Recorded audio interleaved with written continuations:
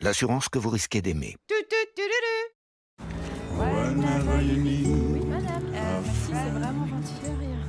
a lover or I'll be there. Un service qui ne rend pas service n'est pas un service. C'est pourquoi le service client Engie met tout en œuvre pour apporter des réponses complètes à vos questions. J'agis avec Engie.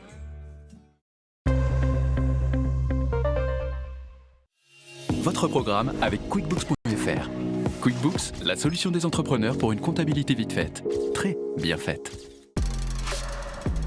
Retrouvez votre programme avec Divalto, logiciel de gestion ERP et CRM dans le cloud. Il est 16h23, si vous nous rejoignez, soyez les bienvenus sur le plateau de cette émission. On est en direct et on va parler de l'Iran sur ce plateau avec tout ce qu'il se passe depuis une quinzaine de jours, mais ça remonte à il y a bien longtemps, bien évidemment. Et je suis ravie d'accueillir sur ce plateau donc Lydia Guirous et Laurent Saïm qui sont toujours avec moi.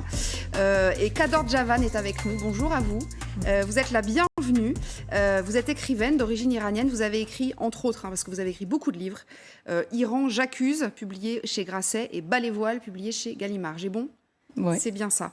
Alors, c'est la deuxième semaine de manifestation en Iran. Il y a des dizaines de morts annoncées, sachant que le bilan sera certainement beaucoup plus lourd que ce que l'on peut imaginer, bien entendu. Il est compliqué d'avoir des informations qui nous viennent directement d'Iran. Dans une seconde, on va revenir sur votre parcours, sur le pays que vous avez connu. Vous êtes en France depuis une trentaine d'années, me semble-t-il, et sur lequel vous continuez de travailler, évidemment, puisque l'Iran, c'est votre matière, bien entendu. D'abord, regardons les informations de ce que l'on sait, de ce qu'il se passe sur place. C'est Laura Pouget qui a repris toutes les dernières images. Regardez. Sur ces images, tournées dans une ville de la province du Kurdistan, des Iraniennes agitent leur hijab au-dessus de leur tête.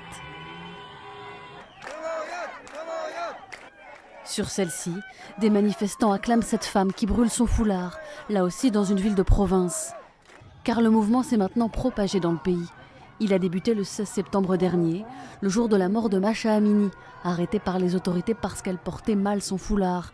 Depuis, c'est tous les soirs, à la nuit tombée, que les manifestations recommencent. De nombreux policiers prennent alors position pour tenter de les en empêcher. La journée, en revanche, la vie reprend son cours normal, comme le montrent ces images de Téhéran, où les rues sont pleines et où les commerces fonctionnent comme si de rien n'était. Notre vie quotidienne n'a pas vraiment été perturbée la journée, mais les sentiments des gens ont vraiment été blessés. En tant qu'Iranienne, mon cœur s'est vraiment serré quand j'ai vu à quel point le peuple de mon pays était bouleversé et qu'il faisait valoir ses revendications légitimes. D'après un bilan diffusé par Iran Human Rights, une ONG iranienne en exil à Oslo, 76 personnes auraient perdu la vie dans ces manifestations. Chardor, j'ai écorché votre prénom tout à l'heure, pardonnez-moi. Ces images qui nous parviennent, on a évidemment, c'est très compliqué, je disais, d'obtenir des informations. Hier, Nivin Potros nous expliquait que, en fait, les réseaux sociaux notamment sont coupés et donc c'est bien sûr compliqué. Les journalistes indépendants en Iran, ils sont arrêtés ou ils peuvent produire de l'image ? Beaucoup sont arrêtés, menacés. Beaucoup de journalistes ont été violentés. Et la nuit dernière, ils sont allés dans les maisons dans beaucoup de journalistes, y compris les personnalités importantes, internationales. Vous savez, ce qui est important, c'est de dire que ce n'est pas seulement la jeunesse qui n'a ni travail ni avenir qui est dans la rue. Ce n'est pas seulement 70% de la population qui vit au-dessus du seuil de la pauvreté. Il y a les gens qui ont beaucoup à perdre, qui ont des situations privilégiées en Iran, qui ont fait le dos au régime, notamment des grands footballeurs, des actrices, des acteurs, des chanteurs, le grand cinéaste Asghar Farhadi que j'avais critiqué sans nier son grand talent. En 2009, en 2019, lui, il a annoncé une communiqué tout en étant en Iran, en disant que aider le peuple, aider la jeunesse iranienne, les femmes iraniennes. Donc il y a des gens qui ont beaucoup à perdre, qui ont pris position en Iran. Alors lui, il est resté en Iran. Oui, bien sûr. C'est courageux, évidemment. Alors on reviendra sur le régime tout à l'heure et dans la deuxième partie, on parlera précisément du président, on verra d'où il vient et pourquoi, et si cette contestation peut faire tomber ou pas ce régime, ou en tout cas le faire vaciller. Je voudrais d'abord qu'on s'intéresse à votre parcours. Je disais tout à l'heure, vous êtes arrivé en France il y a une trentaine d'années. 1993. Voilà, avec vos parents. Non, pas du tout. Toute seule. Vous êtes arrivée toute seule. J'avais 26 ans, je suis arrivée toute seule. Vous êtes arrivée toute seule, pardonnez-moi. Vous avez quitté, et je voudrais que vous nous racontiez l'Iran que vous avez quitté. J'ai lu qu'à 13 ans, vous faites déjà de la prison en Iran. Alors, j'ai commencé à manifester contre le régime islamique dès le lendemain de l'installation du régime de la République islamique. Vous avez quel âge? J'avais 12 ans et demi, pas encore mes 13 ans. Et effectivement, à 13 ans, j'ai été arrêtée parce que je distribuais des tracts devant mon collège. Ouais. J'ai fait quelques semaines de prison. J'ai eu beaucoup de chance et j'avais un oncle collabo qui était dans le passe d'Aran. Beaucoup n'ont eu ni la chance ni des collabos dans leur famille. Donc j'ai eu des amis de 13 ans qui ont fait des années de prison et 2 de mes amis ont été exécutés en prison. Ils avaient 14 et 15 ans à l'époque. Et à l'époque, on affichait dans les journaux les adolescentes exécutées. Khomeini disait la mauvaise herbe, il faut le couper tout bas. Donc, ça fait 43 ans que je lutte contre le régime islamique. Ouais. Quand je suis arrivée en France, en 93, je ne parlais pas un mot de français, je n'avais pas un sou, j'avais 26 ans. Et dès le premier roman que j'ai écrit, j'ai raconté la vie des adolescentes, des femmes interpellées, arrêtées, emprisonnées, torturées, assassinées, pendues. J'ai fait plusieurs livres là-dessus. J'ai écrit aussi des essais. Donc, pardonnez-moi, je reviens sur votre arrestation. Nous, ça nous semble évidemment totalement ahurissant déjà qu'on enferme les gamins à 13 ans pendant des semaines et des semaines. Enfin, voilà. À 13 ans, vous avez déjà une conscience politique. Vous savez qu'il y a des exécutions sommaires. Éventuellement, il y a des pendaisons, me semble-t-il même. Il y a des personnes qui sont fusillées, des gens qui sont retenus pendant des semaines et des semaines de façon totalement arbitraire. Vous, vos parents vous laissent manifester. Et 2, vous avez déjà... Non, ils ne me laissaient pas. Vous le faisiez en cachette. Oui, c'est ça, vous le faisiez en disant que j'allais... Voilà. Et ensuite, vous avez déjà une conscience... j'allais dire politique, mais en fait sociétale, enfin. Alors, d'une part, c'est une histoire très particulière. Moi, j'ai eu un père, je le raconte, qui avait l'âge d'être mon arrière-grand-père, qui a été né en 1903 et qui avait une grande culture politique.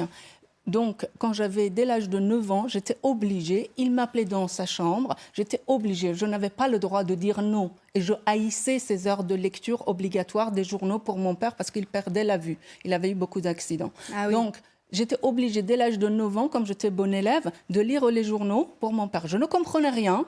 Mais comme mon père était en train de devenir fou, il me prenait comme j'étais sa seule oui, c'est ça, vous étiez personne en fait, oreilles, et il commençait à me parlait de tout.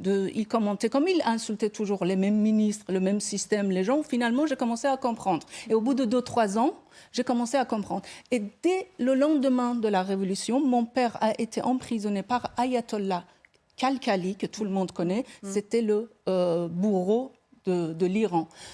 Parce que son père travaillait pour mon père. Ils sont de la même ville de Khalkhal où moi-même je suis née, en Azerbaïdjan.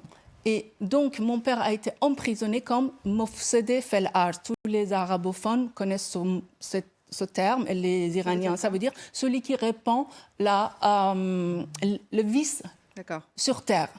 Tout de suite, il a été arrêté. Un de mes frères a été arrêté. Mais moi, j'étais gamine, mais vous savez, dans cette situation de révolution, transition, tout d'un coup, il y a une espèce de mutation. Vous vous croyez grande, adulte. Oui, à 12 ans, je distribuais des tracts avec mes copines, avec mes amis du lycée, qui avaient 4-5 ans plus. J'ai toujours eu des amis beaucoup plus âgés que moi. Donc, on faisait des meetings, on faisait semblant de comprendre les livres des écrivains. Voilà, c'était une enfance très particulière. Quand vous voyez plutôt adolescence. Oui, une adolescence. Ouais, enfin, on est une jeune adolescente à 13 ans quand même. Quand vous voyez ces images de manifestations en ce moment, alors c'est pas les premières manifestations évidemment. On voit beaucoup de femmes. On les voit aussi d'ailleurs en Russie. On parlait de la Russie tout à l'heure. On les voit aussi en Russie les femmes qui manifestent. Ça vous inspire quoi, tous ces mouvements qui sont inspirés par les femmes? Écoutez, les mouvements des femmes dès tout de suite après le fait que le voile est devenu obligatoire pour les femmes dans les administrations, il y a eu des manifestations en Iran contre le voile obligatoire. Et depuis, il y a eu beaucoup de manifestations. À l'époque, on disait « Yorusari, Yotusari » ou le foulard ou raclé. Ouais. Donc, il y a eu périodiquement des mouvements des femmes. Il y a eu des femmes qui enlevaient leur voile. Et cette conscience féminine, je dirais, c'est à travers d'un siècle qui s'est constitué. Parce que les femmes aujourd'hui, enfin depuis au moins une quinzaine d'années, moi je ne suis pas active sur les réseaux sociaux, mais tous les jeunes en Iran, ils sont actifs sur les réseaux sociaux. Ils voient le monde, ils voient ce qui se passe ailleurs. Ils voient les droits les plus élémentaires dont ils sont dépourvus. Mais d'ailleurs, on voit aussi, Laurence, sur ces images, qu'il n'y a pas que des femmes. Hein, je veux dire, il y a beaucoup d'hommes, souvent jeunes, mais des hommes aussi qui sont là et qui manifestent. Hein. C'est ça qui est intéressant. D'abord, moi, je voudrais saluer le courage de cette femme qui, quand même, a eu un courage incroyable, en prison à 13 ans, pendant que vous êtes une adolescente. Et on sent à quel point, dans son témoignage, vous êtes encore marquée par ça. Et il y a, comme vous le disiez, Bénédicte, ces femmes qui sont rejointes par des hommes. Et c'est ça qui est intéressant, d'un point de vue factuel, de voir ce qui se passe en Iran. Parce qu'il y a des grèves qui ont eu lieu. Il y a les femmes qui sont descendues pour venger et pour la mort de cette jeune fille, qui est morte dans des conditions dont on ignore exactement les détails, après 3 jours à l'hôpital, qui avait 22 ans.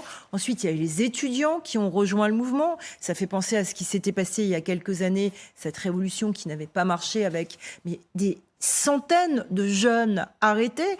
Et puis, il y a visiblement les professeurs qui sont aussi en train de protester. Et donc, vous avez effectivement, peut-être sous nos yeux, avec très peu d'informations, parce qu'il faut encore et toujours rappeler qu'il y a très peu de journalistes qui peuvent aller sur place parce qu'il n'y a pas de visa, eh bien, il y a quelque chose qui se passe dans la rue avec des gens extraordinaires de courage pour dire « ça ne peut plus continuer comme ça ».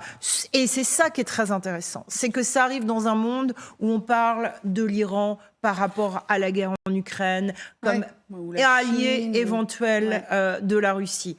On parle de l'Iran dans son courage. On parle d'une transformation d'une société sous nos yeux qui peut avoir de manière globale des effets importants. Mais encore une fois, c'est une autre révolution du courage, ce qui se passe, et on ne sait pas si ça va marcher. Ah, évidemment, on ne sait pas si on en reparlera tout à l'heure, effectivement, ce qu'il peut se passer. Mais ce qui est assez fascinant, Lydia Guirous, aussi dans ces évolutions-là et dans ces images-là, c'est qu'on voit que assez systématiquement, sur ce genre de révolution sociétale, si j'ose dire, ce qui fait peur, ce sont les femmes, c'est la culture, ce que vous disiez tout à l'heure, les intellectuels, beaucoup, la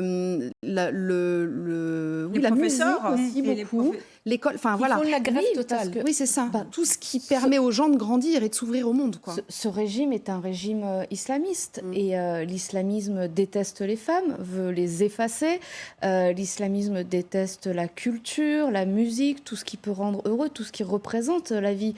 Donc évidemment, ils effacent les femmes, ils refusent la gaieté, ils refusent la joie, ils refusent le bonheur, ils refusent l'ouverture aux autres, ils refusent évidemment le droit des minorités et des homosexuels. Mais comme vous l'avez dit tout à l'heure, cette jeunesse iranienne est une jeunesse qui est présente sur les réseaux sociaux, donc qui voit les droits auxquels ont accès les autres jeunes d'autres pays, qui sont d'ailleurs des influenceurs aussi. Et il me semble qu'une jeune influenceuse à peine 20 ans a été tuée. Et on a la dernière vidéo, elle est en train de nouer ses cheveux avant de rejoindre... Elle attache ses cheveux avant de rejoindre la mobilisation. C'est une influenceuse qui était donc très présente sur les réseaux sociaux, qui vivait à l'occidental, et il y a cette elle a pris 6 balles dans le corps. Cette soif de liberté. Le voile est dans l'ADN de ce régime, parce qu'il fallait totalement effacer ces femmes. Et aujourd'hui, cette révolte, je crains, même si elle rassemble des personnes de tous les milieux sociaux, qu'elle rassemble également des hommes, ce qui est différent des précédentes mobilisations en Iran, je crains que sans soutien véritable des pays occidentaux, ça n'ira pas très loin, parce qu'il n'y a pas d'opposition structurée et la mobilisation n'a pas de leader aujourd'hui. Moi, j'espère véritablement que vous avez raison de le dire, mais il faut quand même dénoncer aussi quelque chose. C'est contre la police morale qui a brutalisé. Et c'est aussi contre la brutalité. Et c'est pas simplement... c'est très profond ce qui se passe en ce moment. C'est une femme qui se fait tuer parce que la police morale vient... Une police des mœurs qui est il y a des femmes également dans cette répressive, d'accord, mais c'est aussi sur un régime qui ne fonctionne. Et vous avec les plus belles marques. C'est le moment de profiter d'une deuxième paire offerte aussi tendance que la première. 2 fois plus de plaisir, 2 fois plus de vous. Venez dès maintenant profiter des jours Chris. Chris, vous allez vous aimer. Dispositif médical. Bonjour. Quand Alain est sorti de l'hôpital, il a eu besoin d'aide. D'habitude, c'est sa fille qui s'occupe de lui. Mais cette fois-ci, sa fille n'était pas là. Et Alain a pu compter sur Marie, aide à domicile. Et c'est un de nos engagements d'assureur mutualiste pour votre santé.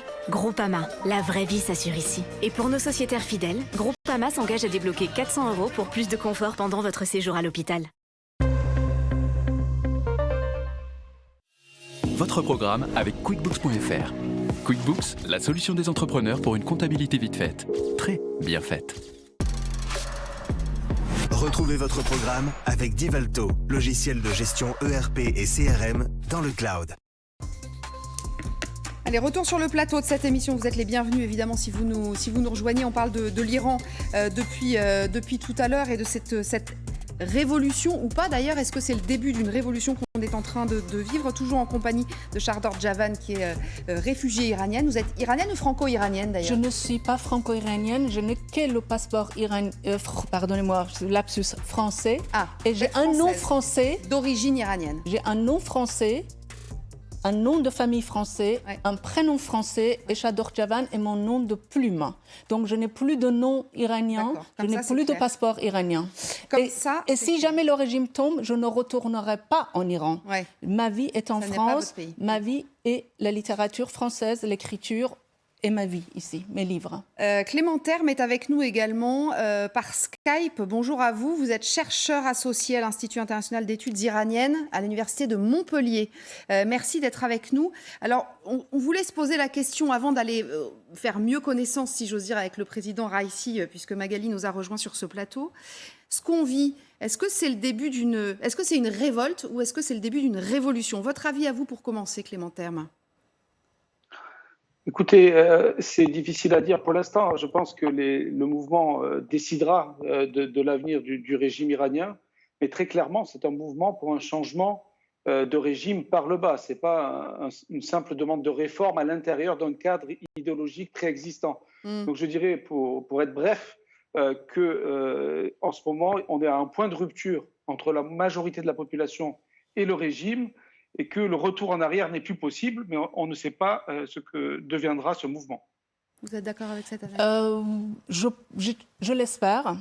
Et ce qui est important de dire, on parlait tout à l'heure, c'est que cette arrestation a vraiment retourné le couteau de l'humiliation dans le corps de tous les Iraniens. Pas seulement toutes les femmes, bien sûr au début toutes les femmes, mais aussi les hommes, parce qu'il y a eu un boxeur en Iran pour défendre sa femme qui était... qu'on allait emmener, justement, la police des mœurs allait l'emmener, et il voulait défendre sa femme et on l'a abattu dans le dos. Donc, tous les Iraniens ont été arrêtés, interpellés au moins une fois en Iran par la police des mœurs. Toutes les femmes iraniennes.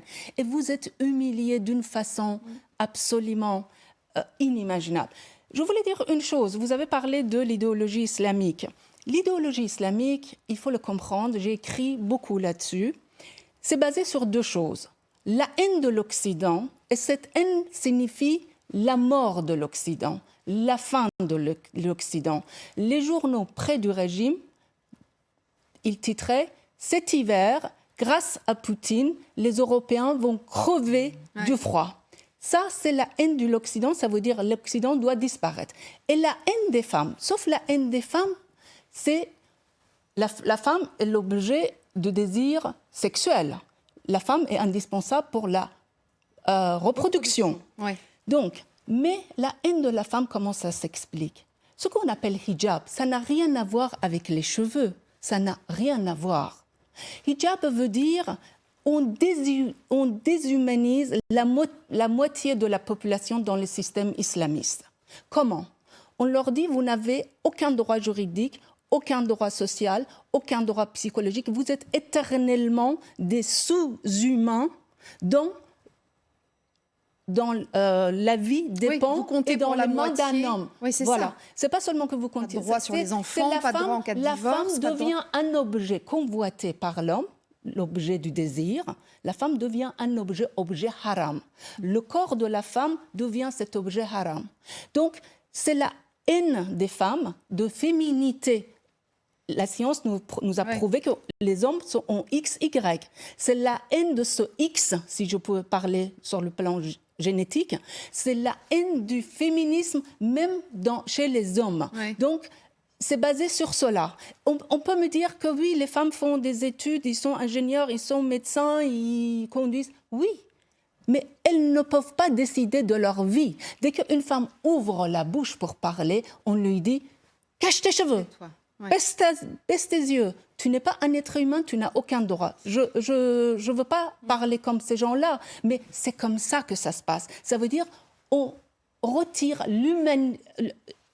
on déshumanise les femmes. On déshumanise. Ça veut dire, regardez le système qui déshumanise la moitié de la population.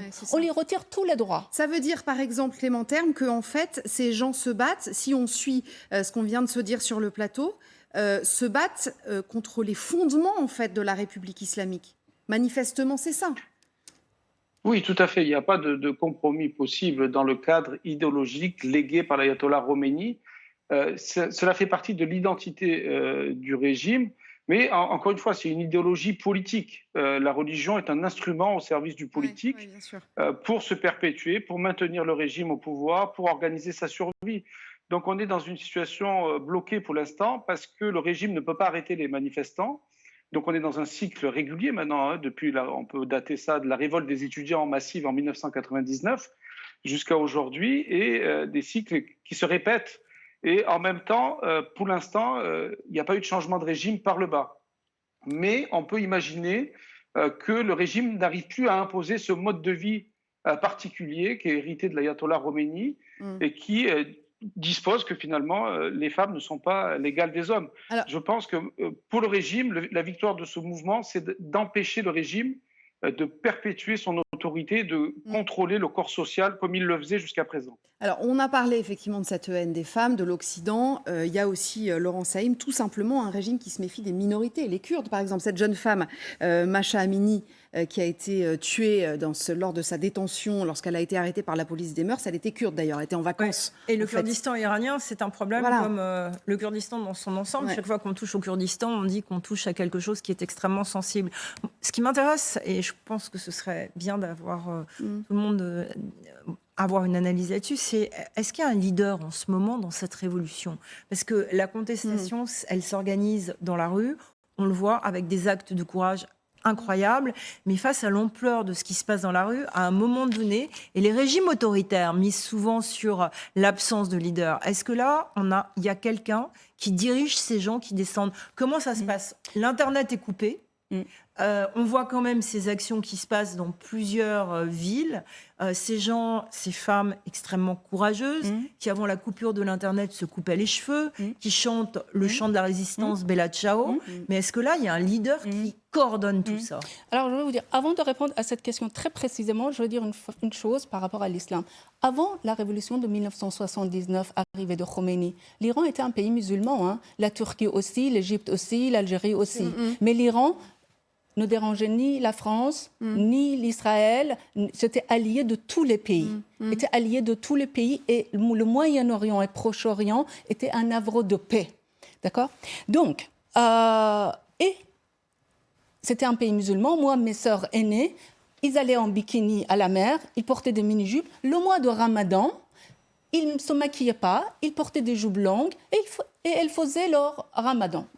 Quelques-unes n'en faisaient pas, quelques-unes en faisaient. Peu importe. Chacun vivait sa religion.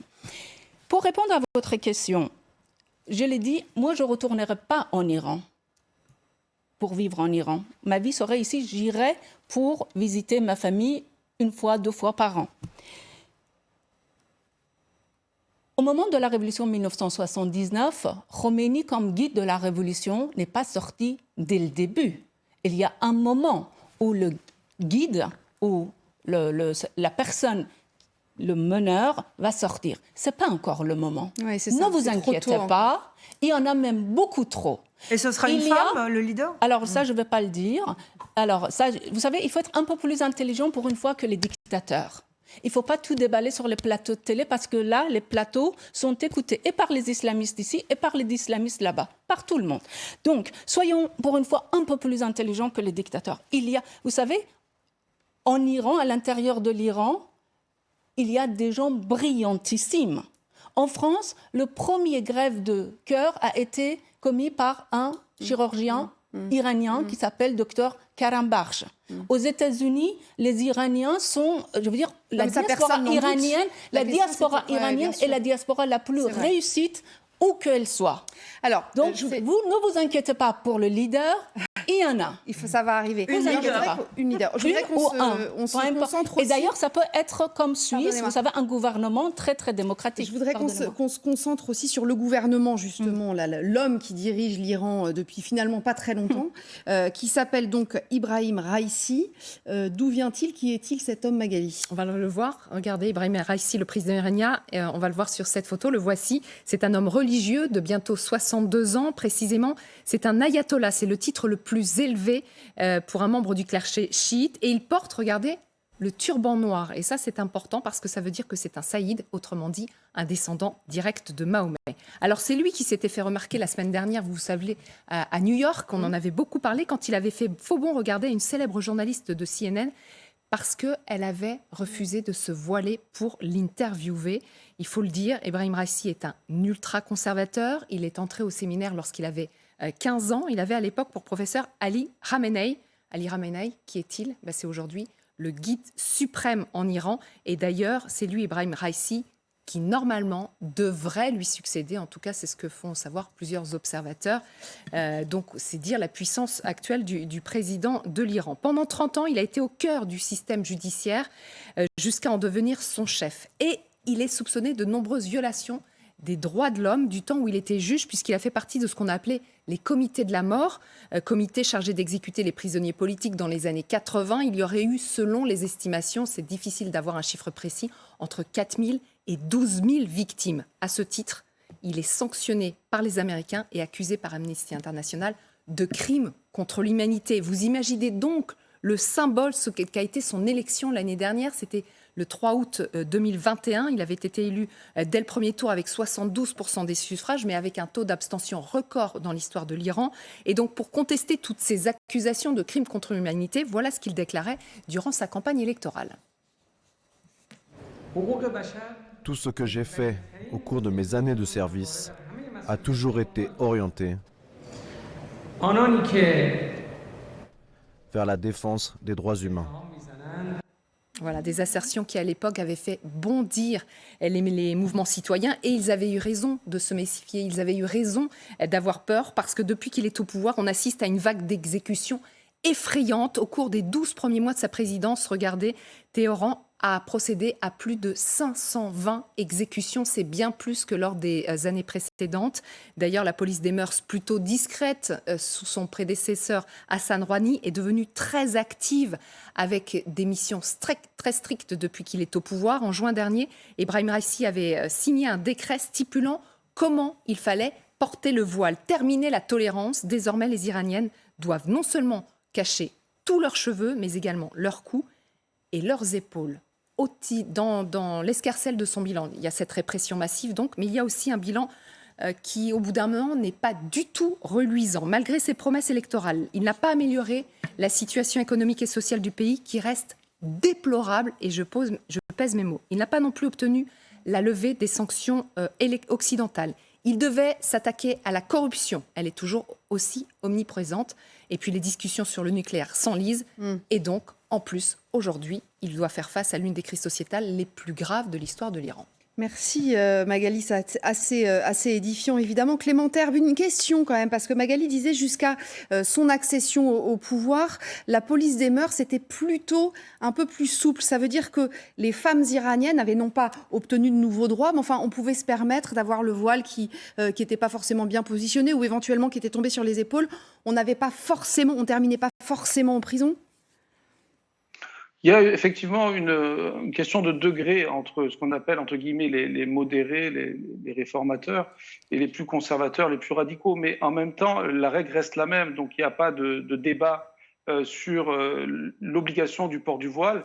Et donc, de toute façon, le mécontentement était présent. Il y avait également des humiliations. Donc, ce n'est pas une question simplement de mise en œuvre d'une loi. C'est la loi elle-même qui est contestée et qui suscite le mécontentement, la colère des manifestants. Ce qui est intéressant, c'est au contraire ces critiques, ces humiliations qu'ont subies les millions de femmes iraniennes depuis la Révolution apparaissent au grand jour aujourd'hui, mais elles étaient présentes depuis 43 ans. C'était d'ailleurs une des mesures les plus contestées, puisqu'avant la Révolution, le port du voile n'était pas obligatoire. Donc c'est vraiment une question liée à l'existence de la République islamique. Je vous donne la parole dans une seconde. Je voudrais vous montrer à tous les deux d'ailleurs, enfin à tous ensemble sur ce plateau, la une de Libé aujourd'hui. Je ne sais pas si vous avez vu. Je ne sais pas Clément Terme si vous l'avez vu. En une de Libé est écrit femme, vie, liberté. Voilà, vous me l'avez dit très bien. C'est un slogan qui est Oni Demola, dit-on. Bien sûr. C'est un slogan kurde. Oui, kurde qui est maintenant devenu un slogan national. Et qui est devenu oui, c'était au début turc et voilà, kurde. Et maintenant, vous savez, en Azerbaïdjan, on dit le Kurdistan est les prunelles de mes yeux maintenant. Alors, ce que je voulais dire, c'est que la question du voile, que ce soit porté ici ou là, c'est un objet de répression.